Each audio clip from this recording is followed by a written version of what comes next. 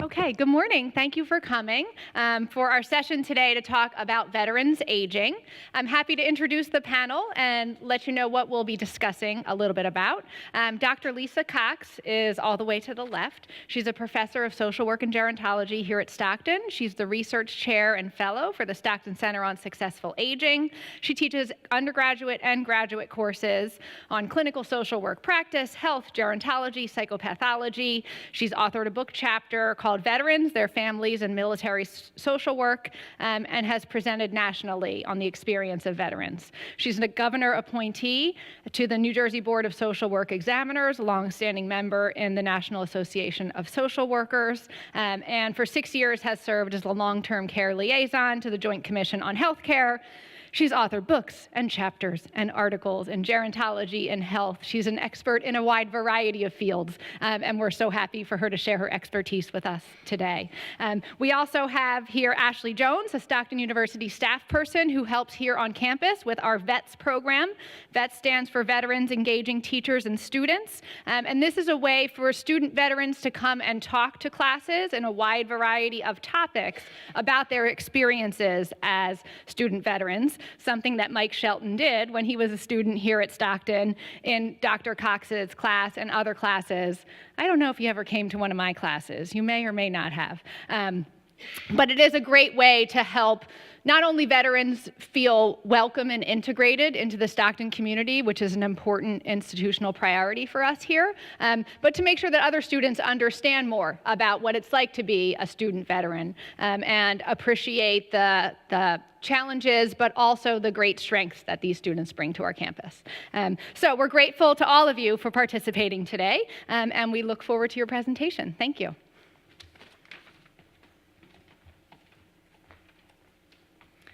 Thank you, Christine.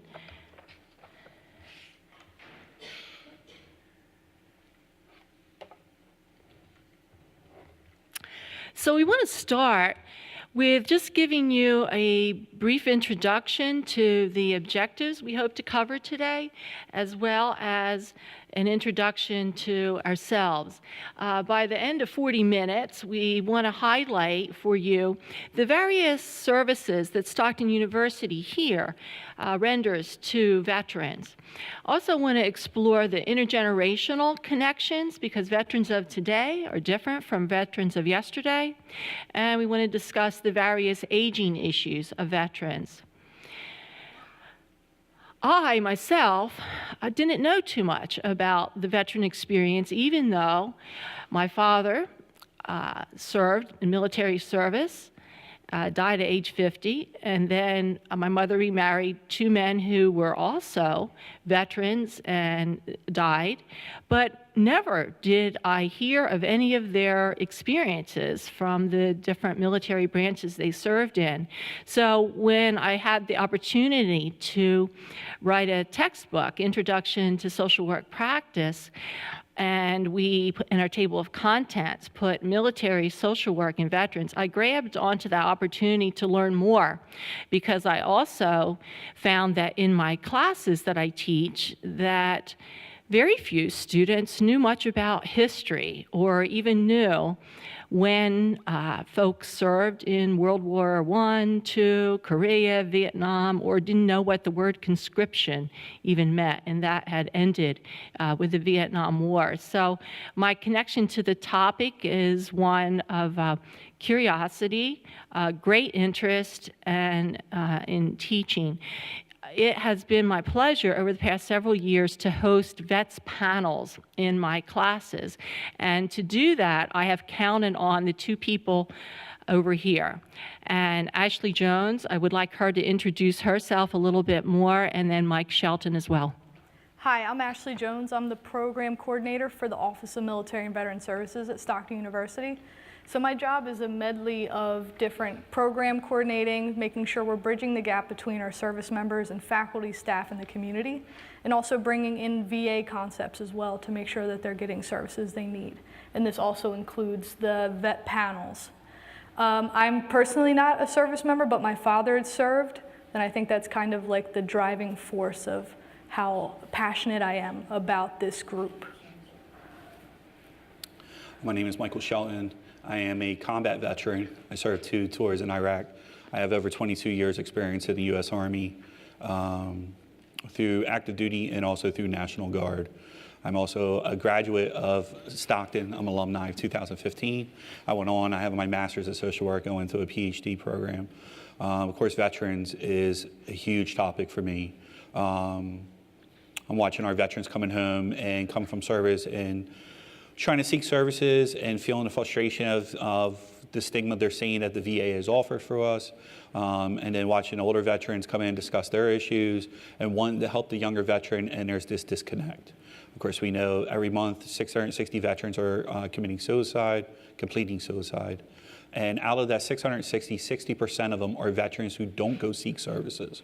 And this is through all populations, not just the younger population, but also Korea and Vietnam and other conflicts and issues that we have with our service members serving overseas in war zones. Thank you, Ashley and Mike. So let's think a minute about the history of veterans in social work. I teach undergraduate and graduate level social work students. So few people in my classes understand conscription. They don't know that veterans, this is kind of a specialty niche over the past 50 years in the Department of Defense, that 1.4 million Americans are still currently serving in armed forces, and they don't realize the strain that occurs when people are deployed and then also in combat, and then when they are reintegrated when they come back. A lot of stress causes emotional, physical challenges, and when there are multiple deployments, even more stress is experienced.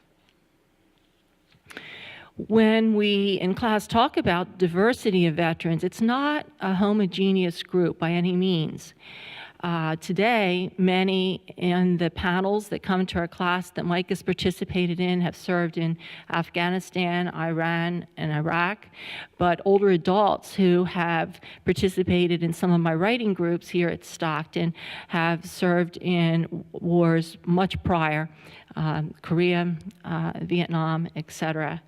And so vets come back with a lot of mental health challenges and physical injuries. Mike has already alluded to the suicide rate that exists for both men and women vets, and that often they need assistance in the coordination of health care, housing, and so much more. When we think about diversity issues regarding military social work, across all military services, nearly half the forces are between the ages of 17 and 24. Now, women tend to leave the military at earlier ages. Maybe that's mainly due to family reasons. But the minimum enlistment age is 17 with parents' consent and 18 without consent. And the maximum of age for enlistment, correct me if I'm wrong, Mike, I think is 35.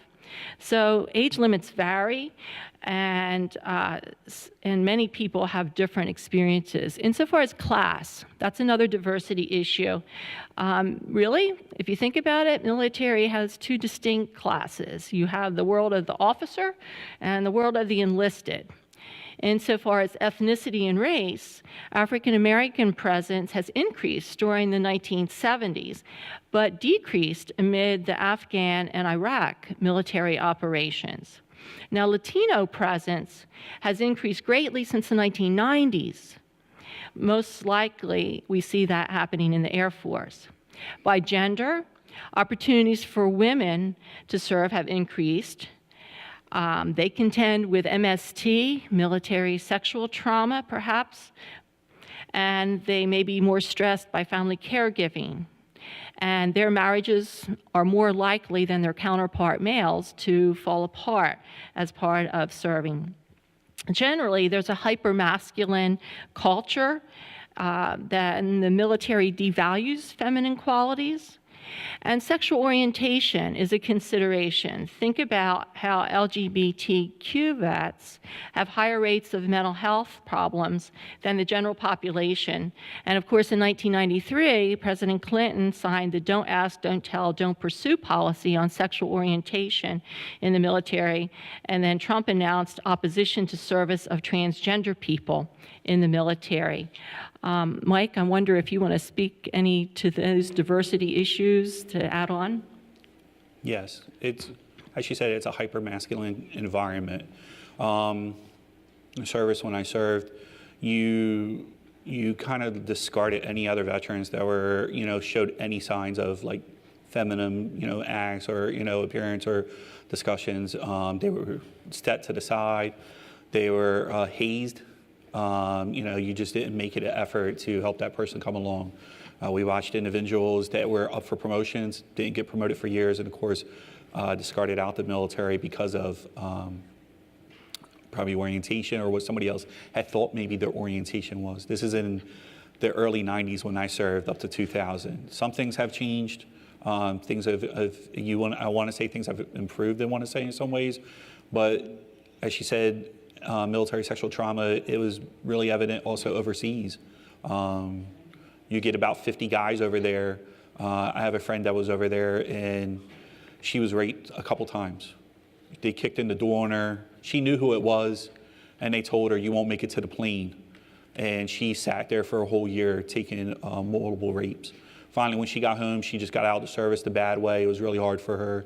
She turned to substance abuse and it just went wrong. So then when she went and asked for services and help, she felt even worse about it. Why do I have to go tell all my fellow service members? Because in that culture, you don't talk about it. They tell you, shut up, drink water, rub dirt on it, and keep it moving. And we hold that same mentality. Once we take our uniform off, we still hold those values. So it's very prominent. It's just undercover. So I want to have Ashley explore with you more about the detailed ways that Stockton and the VETS program here works and helps people. Okay. So primarily Stockton's focus is students come first, and our office is no different. So we gear our services toward the kind of mentality that they're used to. We try to structurize our orientation. Your orientation is this date. It is only your students. It's only military affiliated. It's only service members. So that way they don't get lost in the shuffle of all of these students, all of these people. They know their point people. We make sure that their certifying officials for their educational benefits are there. They know who she looks like. She knows who the academic advisors are. We try to streamline as much as possible. That way we can ensure their success further than just putting them in a regular orientation and making them figure it out on their own. We also make point people. We also make ourselves, my director and myself, there's only 2 people in our office. We try to make ourselves as educated on VA services, health care. How do they get health care? Who are their point people? How are services used in the community? That way, if they come to us, we know at least who to take them to, if not a contact number.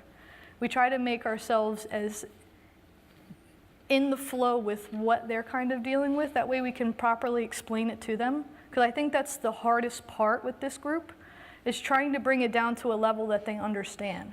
Because leaving the military, it's orders, orders, orders. What do I need to do? When do I need to be there? Do I have to be, like, what is my attire? What is this?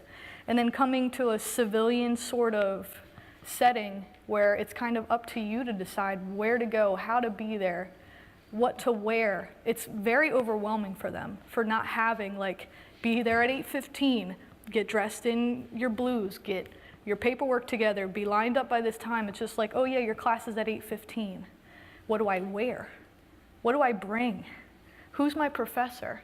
How do I even reach out to my professor? Am I supposed to? How do I contact? It's not interacting with this group is it might seem very trivial, but getting down into the trenches with them, it becomes very clear what kind of services and how these services should be given. And I believe that's our mission. Mm-hmm. So the office here of Military and Veteran Services was created January 2009, correct? And then a year later, there was a Veterans Student Lounge down in Lower F Wing for studying, recreation space, and purposes to see the counselor as well. And Stockton also has a Veterans Advisory Board so that we continue to help them engage in community life here. VETS panel stands for Veterans Educating teachers and students. And it's been my distinct pleasure to have Mike be on panels that come into my classroom. And we tried to get both men and women. I have them come into my seniors so that they're more mature, I think. And the veterans participate in their storytelling. And then we allow time for questions and answers. I wonder, Mike, if you want to disclose some of the nitty-gritty questions you get asked by people and how you think about that. One of the biggest questions I get asked, no matter where I go for panels or in discussions, is, have you killed someone? And it's a shock question, and I think the first couple times someone had said that to me, I was like, no, not all of us kill somebody over there. And then I had to think of ways as a social worker how to approach it. How do I discuss this with somebody to give understanding, empathy, and a part that I could connect with someone? And I explained to them, it's not killing someone over there. We defend ourselves over there. I'm trained to defend myself, to fight when I have to fight, but I'm also trained to give back and be empathetic and compassion towards my enemy. So I explained to someone, no, I did not kill somebody. What I did is I defended myself. But no, I never shot someone and say I have a confirmed kill. Other questions are, people would ask me stuff like, what was the food, what was this, and things go on. And I tell people, I was like, actually, we had steak and lobster night sometimes. There's nights you think of it, you see the videos where the guy's eating out in the dirt. I've done that as well. I've ate dirt, I've ate crap, I've ate stuff that I was like, well, wow, that would make you sick. But then there's times that the military does try to make a better meal for you, because let's be honest, we notice good food and a clean shower is probably one of like my best friends at that time. So many questions, different areas, different students, different people. But yeah, that's kind of like a roundabout, some of the questions I get mostly. So we try to coordinate these panels in a classroom setting, and Jason, Ashley's counterpart, or sometimes Ashley or their counselor comes in and facilitates that, and I sit down and take a back seat on those days. So I want to introduce you to some research that's out there about veterans aging. There's a journal called The Gerontologist. The editor actually is at Rowan University, Rachel Pruchno. And she did a special volume, 15 articles in this one volume, all about veterans aging issues. And if you want more details, I encourage you to find that.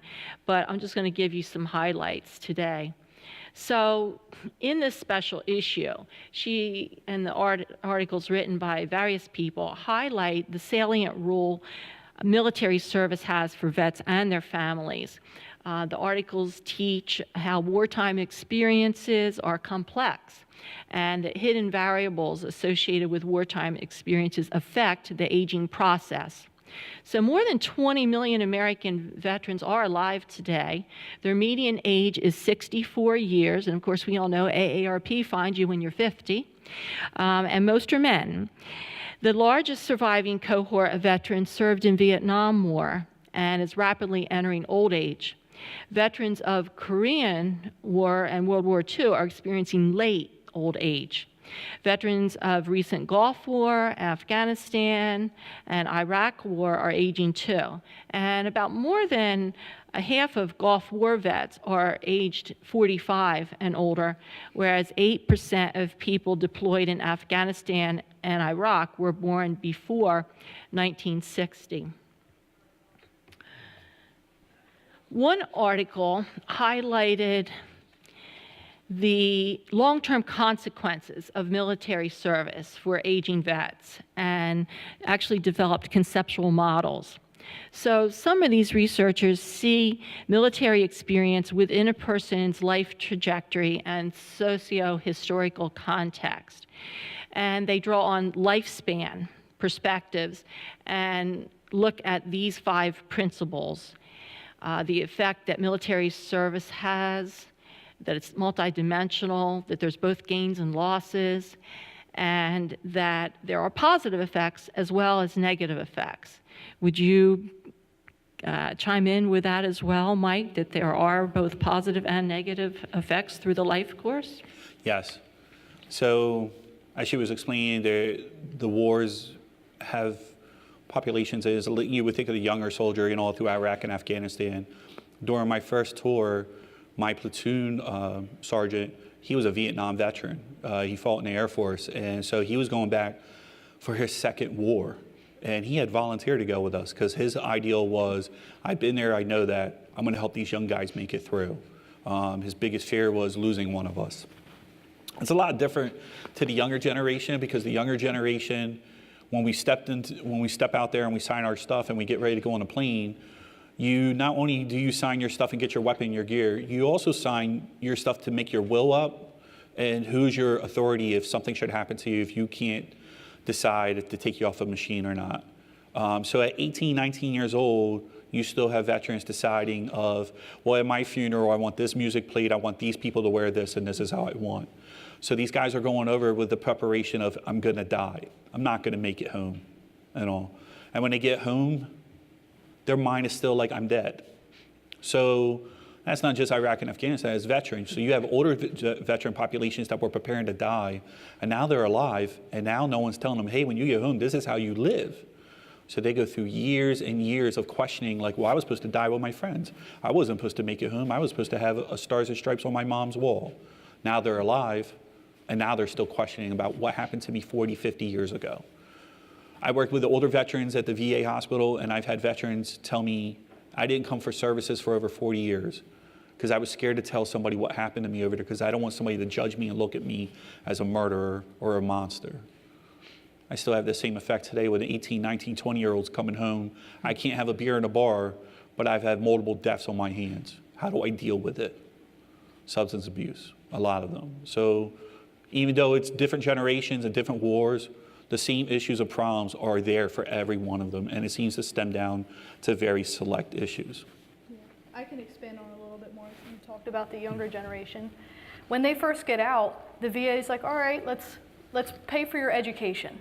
Whether you're ready or not, they jump on that board because that's a financial, they don't have a job that they're transitioning in other than like a McDonald's or a Wawa that you don't, their military experience doesn't transfer well on the civilian side.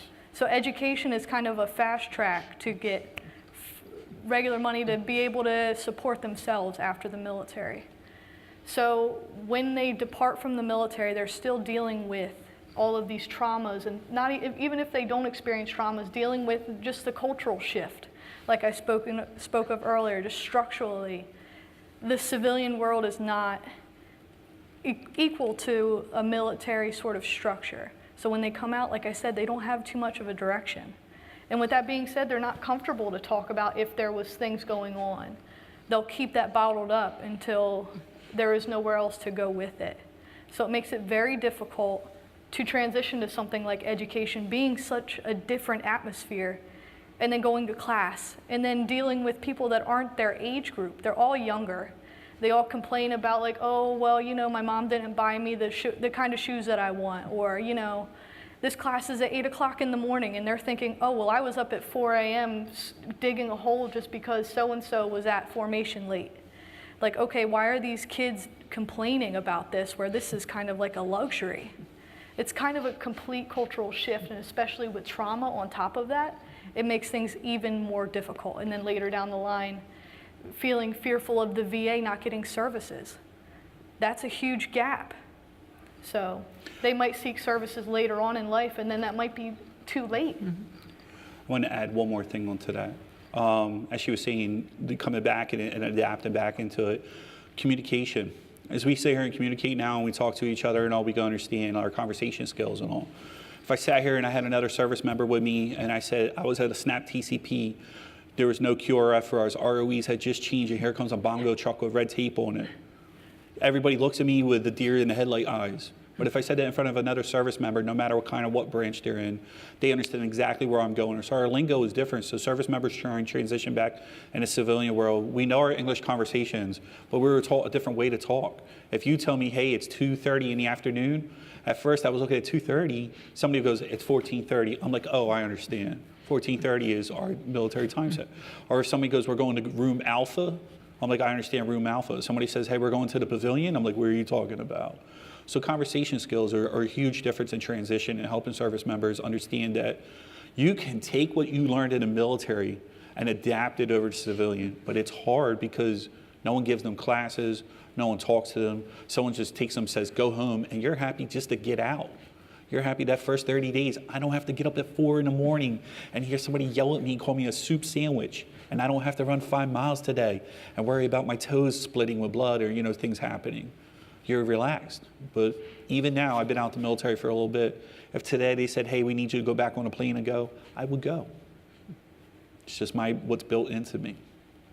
So this trauma and these lingo differences are examined by researchers. Davison and colleagues actually looked at wartime memories and found how they really require some reworking, and that reminiscence and life review can help people wrestle with these issues and achieve integrity versus despair successfully. And researchers like Davison have also looked at the process of later adulthood trauma, how re-engagement and dealing with that trauma can lead positively to personal growth, or it could lead negatively to symptomatology. And so counselors try to administer preventive interventions that can enhance the positive outcomes with vets who are trying to re-engage with their wartime memories later in life. There was a study at the VA done by Kang and colleagues that tested a lifespan model of combat exposure on PTSD in later life. And they examined pre-war, which are childhood trauma, family cohesion, and age of entry, war zone factors like combat exposure, appraisals of military experience and unit cohesion, and post-war factors, which include homecoming experience and other stressful events. And what they found is that having a supportive childhood family environment can have lifelong protective factors. However, conflict-ridden environment can lead to lifelong patterns of pessimistic appraisals. And I know I've had students on panels like Mike has been on in my class, and when students ask, why did you join? They would say that they had conflict-ridden family experiences and it was their escape and way to get out. So researchers are aware of this, and research needs to continue to look. So yesterday's and today's wars and veterans differ. We all probably realize that World War II was a defining event of our 20th century, and we regard people who served there as heroes. And for men born in 1920s, serving in the military was normative. And when they came home, they were regarded as warriors. But over time, military has become more diverse in terms of gender, race, ethnicity, but less diverse in socioeconomic status. Do you see that as well, Mike? Yes. So I've met a lot of World War II veterans. I had a really good friend who served not only in World War II, he served in Korea and part of Vietnam. This veteran was an amazing man, and he was telling me the hardships of what it was when he was serving in World War II, like the acceptance, and the welcome home, and the flags, and the parades, and everybody was great. When he got home from Vietnam, he burned his stuff and hid his stuff. He did not want to be known as a veteran. He told me he got into a cab, and as he sat in the cab with his uniform on, being happy he was home, the cab driver looked at him and said, "You're a baby killer, get out my cab." He finally found a guy who says, "Look, I don't care what you are, just give me the money." And that's how it came to acceptance. Now you have, thankfully, it's sad to say, our Vietnam veterans helped pave the way to a lot of services being provided through the VA right now. It's sad because of what they went through, but it still hasn't changed. The climate hasn't changed. I remember coming out of Walter Reed Hospital, I was medevaced home because of a wound. And coming out, there was people protesting, and I had people spitting at me and telling me I was a baby killer, same as some of the Vietnam vets. Instead of arguing with them, I said something of, well, I'm thankful you have that right because of me. Maybe I shouldn't have said I don't know at that time, but it felt like it was like, you have that because of me. Recently, I just had a lady, as I wore a t-shirt that it says Iraqi war vet, a lady just came up to me and started yelling at me, saying the veterans are what's wrong with us today. I didn't know somebody was video recording or setting it up. The best thing I could have done was like, I'm just getting away from you. I don't know you're hostile. I don't know if you have a weapon or anything like that. But in actuality, The training that most service members now have, it's not that we're trained to be like killers, but we're trained to defend ourselves. If you come within arm's distance, we attack back because we feel threatened. It doesn't go away, because I have Vietnam veterans who tell me they've gotten into fights and arguments with people and felt aggressive. And actually, they said they felt alive when they became aggressive, because it reminds them at a period of time where they were ruling the world and they felt alive.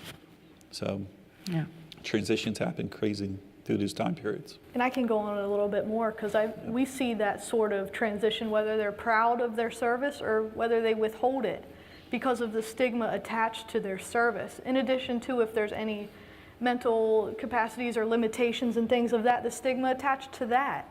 So that limits the service that we can provide either within the VA or even within educational systems. If they don't want to self-disclose, we can't help. We can't help unless you let us know that you have an issue, but their service is so stigmatized that they don't want to own up or accept that label, so they'll just go without.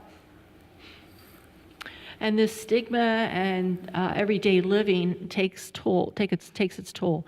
Now with technology, EHRs, or electronic health records, are available in a variety of VA community living centers. And so these studies, using this rich data set, are being quite informative insofar as how well older adults who have been veterans fare on their instrumental or other activities of daily living. There are some prevalent health conditions that we're seeing in veterans. Green and colleagues have studied cognitive decline, PTSD, or we call it post-traumatic growth sometimes too, right? And metabolic syndrome. So researchers are looking at this as well. We found that vets with metabolic syndrome have demonstrated poor performance of executive function tasks, and their immediate verbal memory is less. And PTSD or PTSG are very much issues we social workers and other counselors are looking at. Veterans aging. So Padula looked at 400,000 living women vets who were over age 65, and they used this data from the Women's Health Initiative, and they compared cognitive functioning of over 7,000 women who were not veterans. And when they compared the two, veterans, women were older, more often white and unmarried, and had higher rates of socioeconomic status. But the mini mental status exam results were actually similar for the women vets as they were for non-vets. Another researcher looked at the concept of what is a savvy caregiver. And there has been research that has examined whether internet-delivered caregiving programs can be useful for people who have served. And the results are that people seem to like this tele-savvy approach to caregiving. Military experiences do affect the aging process, as this slide shows. Findings about today's vets might not apply, though, to future cohorts of vets like Mike and his comrades. For future generations, we just simply can't dichotomize military experience as either being present or absent. Instead, we have to systematically collect data about where and for how long people served, whether they participated in active combat, and what stressors they were exposed to. Too often, veterans most affected by war and combat die before they're interviewed. And so our future studies really need to focus on health and well-being of aging veterans and compare them to non-veterans. So I'm a social worker, Mike's a social worker, Ashley's studying to be a social worker, and so we're going to spend our last 5 minutes just going quickly through implications for social work education and practice. So military culture is diverse. There are a lot of theories and methods that are required, and cultural humility and competency are definitely required to really understand military life and culture. Would you agree? Yes. Here's one model that I use in my textbook chapter, and it has you think through when a person is having a military experience, that's what is affecting them are these 4 components. Specific to economic and social justice, duties of military social workers vastly differ from those of civilian social workers. And truth be told, we have to have social workers that are civilians in this field counseling vets going forward. There simply aren't enough who are in the field that have veteran experience at this point. So people in the field need to know not only about the NASW, National Association of Social Workers Code of Ethics, but they also have to know about military law and ethics. And yes, we have debates in class about how much the military budget takes up in our federal budget, but we also look at the realities of how willing and how skilled people are coming back into civilian life when they have been a part of the military experience. Supportive environment, the military can be a supportive environment if you discount hardships, right, like deploying to a battle zone. But the structured life found in the military, Ashley's talked about, and so forth. Adequate housing, cognitive challenges still need to be examined. So human needs and rights. Military personnel are trained to go to war. They're placed in dangerous and austere environments that few civilians would understand, and their families are affected by extended separations, anxiety, and fear of loss. And so we all have these human needs that require further examination. Last but not least in the model is political access. I wonder how we can use the media more to get the attention of policymakers. And with regard to that model, if there are some final comments that Ashley and Mike have about how we consider those components and can better understand and work with veterans going forward, appreciate hearing those in closing. Okay, I can start off. So with my experience, I get down to eye level with this group.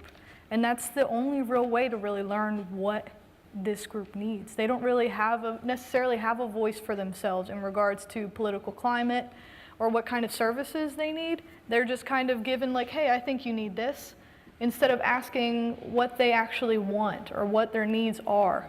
So they don't necessarily have a voice in what services are offered or how they're even put through.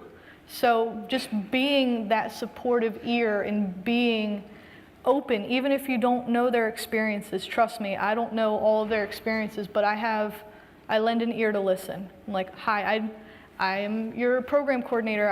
I want to hear your, like, tell me what you want to know. Like, how was your day? Did you see this TV show? Kind of get closer and closer and build that rapport, because you might be the only person that this service member speaks to.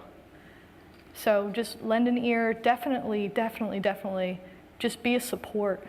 There's so much adversity to this group. Being one person can do a great deal of good. So definitely just be a support. To add on to that, I would say this, as a social worker and as a veteran, be in a moment with them, sit there with them. Sit there with any client. It's not just a veteran itself, you know this. If you have a client who's coming in with trauma from sex abuse, child abuse, neglect, everything else, veteran, whatever it may be in a moment with your client. And the reason I say that is being in a moment with me is I'm gonna say some shock value stuff. I'm gonna say some stuff to you that you're gonna look at and you're gonna really have concerns. I've been at jobs where people have looked at me and said, if anybody was gonna come here and kill us, it would be Mike. I'm the only veteran in the building. So instead of thinking about I'm going to come kill you, why don't you think about I will come protect you and help you and save you as I did for 20 some years. The next thing is this. I don't ask you to go through 150 degrees like I did with all my battle gear on, while I sat there with a little kid pointing a gun at me, waiting to shoot me and kill me and figuring out, am I going to go have chow tonight? I don't want you to go through what I went through. I went through that through a reason. What I ask you though is if you're going to be if you're going to help a service member, like I said, be in a moment. Ask questions. If you don't, when I say something to you, such as an IED, that's an improvised explosive device, ask, hey, can you tell me what that was so I can know what you're saying? You're not saying anything bad. You're not telling the veteran, hey, but when you sit there and you go, after a while, the veteran's going to see you're not interested or there's something wrong there. And he's going to step to the side, or she will step to the side, and you're not going to get trusted. Now, we know trust is the biggest thing we need, especially when we connect with our clients. Just be in a moment. Trust me, it will all work out. So I hope we're at that bewitching hour, right on the dot, that you've learned something new this morning about veterans aging. We don't have time for questions, but we're willing to stay here for a few minutes should you have specific questions for us. Thank you for your time and attention, and enjoy the rest of the festival. Good job.